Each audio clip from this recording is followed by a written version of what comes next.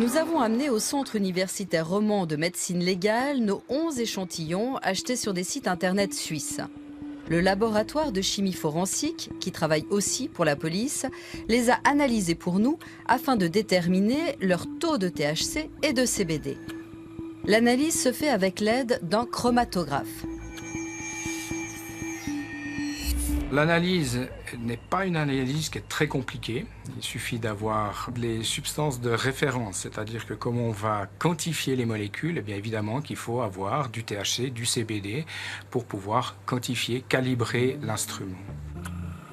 Le chromatographe reconnaît et calcule le taux des molécules en les comparant à du THC et du CBD de référence, une sorte d'empreinte digitale de chaque substance. Avant de parvenir à ce résultat, il faut maltraiter les échantillons de cannabis. Dans un premier temps, les têtes de cannabis sont broyées. L'opération dure 20 minutes.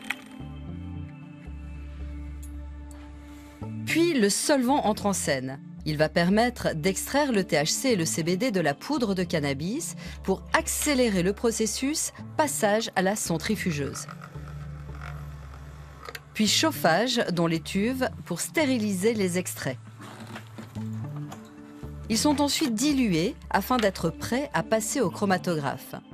2 jours ont été nécessaires pour obtenir nos résultats sur les taux de THC et de CBD. Ça prend du temps parce qu'en fait, on ne fait pas qu'une seule analyse.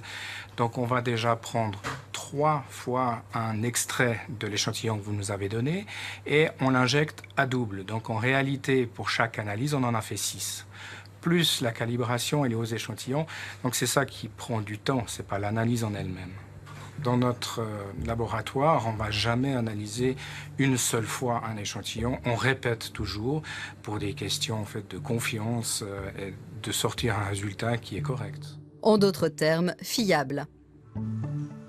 Résultat correct et fiable, sinon on ne vous les présenterait pas. Bonsoir Stéphane. Bonsoir Manuel. On va préciser d'emblée que comme tout change très vite sur ce marché, les prix qu'on va voir pourraient avoir changé. Exactement, les prix ont évolué notamment parce qu'il y a la taxe sur les produits de substitution du tabac, ces fameux 25% qui doivent être répercutés aux consommateurs. Alors, résultat de ce test, une première et grande et bonne surprise. Alors la bonne surprise, c'est que tous ces produits sont en dessous des 1% de THC annoncés, donc ils sont tous légaux. Par contre, on a des produits qui sont 15 à 60% plus bas que ce qui est annoncé soit sur les sites, soit sur les emballages. Alors, ce qui veut dire que tous ces échantillons sont bien légaux, on va le voir en détail.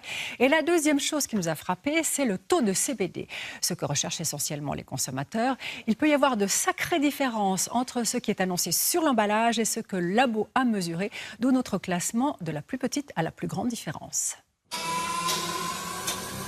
On commence avec le cannabis Purple Haze de Green Passion. Il indique 23% de CBD alors que le labo en mesure 21. C'est 9% de différence. Son taux effectif de THC est de 0,54% et son prix de 14 francs le gramme. Deuxième du classement, la Purple Haze de Buds. Elle annonce 19% de CBD alors que nos spécialistes n'en trouvent que 17. C'est le produit le moins cher du test à 5,67 le gramme. Vous payerez le double pour l'Orange Kush à 12,50. Pour ce prix, les 15% inscrits sur le paquet ne sont que 13% au final. Vient ensuite la seule cartouche pour e-cigarette du test, la Canalys e-liquid. Des 10% déclarés, le labo n'en trouve que 8,6.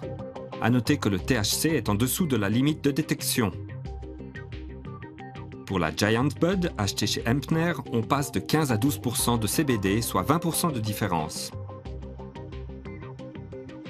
La baisse continue avec le cannabis MP qui passe de 23 à 17%.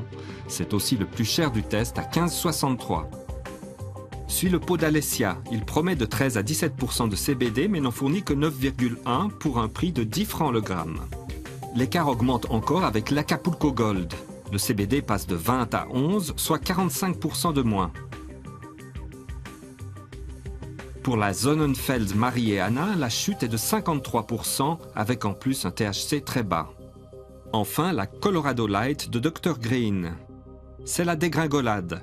85% de CBD en moins avec 14 annoncés et 2,1 mesurés, soit le taux le plus bas du test. Quant au THC, il est en dessous de la limite de détection. Citons encore un produit hors classement car son taux de CBD n'était pas annoncé à l'achat. Il s'agit du cannabis C pur fête tonique mesuré à 13% selon le labo. 8,33 francs le gramme chez Biocan. Alors on le voit, la différence entre le taux de CBD annoncé et celui mesuré par le labo peut être énorme. Johanna Commange a demandé à Marc Augsburger s'il est surpris. Sa réponse. Je ne suis pas vraiment surpris. On a affaire à du matériel végétal. C'est comme si vous allez acheter un filet d'orange et dans le fond, sur l'étiquette, il n'y a pas d'indication de la teneur de vitamine C dans chaque orange contenue dans le filet.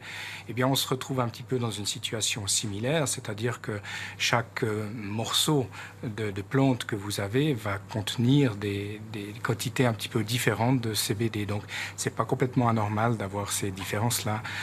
Probablement qu'à l'avenir, il serait souhaitable qu'il y ait peut-être une réglementation pour que, dans le fond, ce qui est affiché sur le paquet corresponde ou en tout cas donne une indication des variations possibles de teneur de ces différentes substances dans ce qu'on achète. Oui, mais en termes de réglementation, rien n'est visiblement prévu. En revanche, les chimistes cantonaux sont chargés d'assurer les contrôles et de sévir le cas échéant. Cela dit, quasiment tous les paquets testés s'habillent de vert, Stéphane, on l'a vu. Oui, exactement. Sur les 11 paquets, on en a trouvé 8 qui indiquaient soit sur l'emballage, soit sur le site internet qu'ils étaient bio. Alors, bien sûr, la grande question, c'est de savoir si une substance qu'on va fumer, inhaler dans les poumons peut vraiment prétendre être bio. Selon l'OFSP et selon l'ordonnance sur le tabac, c'est tout à fait impossible et interdit. On n'a pas le droit de faire de la publicité qui indique un effet bénéfique avec un produit du tabac. Oui, c'est assez logique. Et puis, il y en a 3 pour lesquels ça pose un double problème, parce que le labo a trouvé des traces de pesticides. Oui, exactement. Il s'agit de la Purple Haze achetée chez 420. Elle contient des traces d'un insecticide, l'isofenfos, et d'un fongicide, la carbendazime. Un fongicide aussi pour la Colorado Light de Dr Green, du propamocarb, et un fongicide toujours pour l'Alésia de Swiss Cannabis avec du boscalide. Alors évidemment, question légitime, pourquoi des traces de boscalide dans cet échantillon produit par ce gros producteur, alors que d'autres échantillons n'ont aucune trace de pesticides? Les explications du responsable de son laboratoire. Le boscalide est un produit utilisé contre les champignons. Dans nos installations indoor, nous avons un haut taux d'humidité, ce qui occasionnellement provoque une contamination de champignons. Dans ce cas, nous appliquons des faibles doses de boscalide pour combattre cette contamination. Car la moisissure produit du poison, aflatoxine, nuisible à l'homme. C'est donc une mesure de prévention. Oui, mais on notera quand même que dans 8 échantillons sur 11, le laboratoire n'a trouvé aucune trace de pesticides.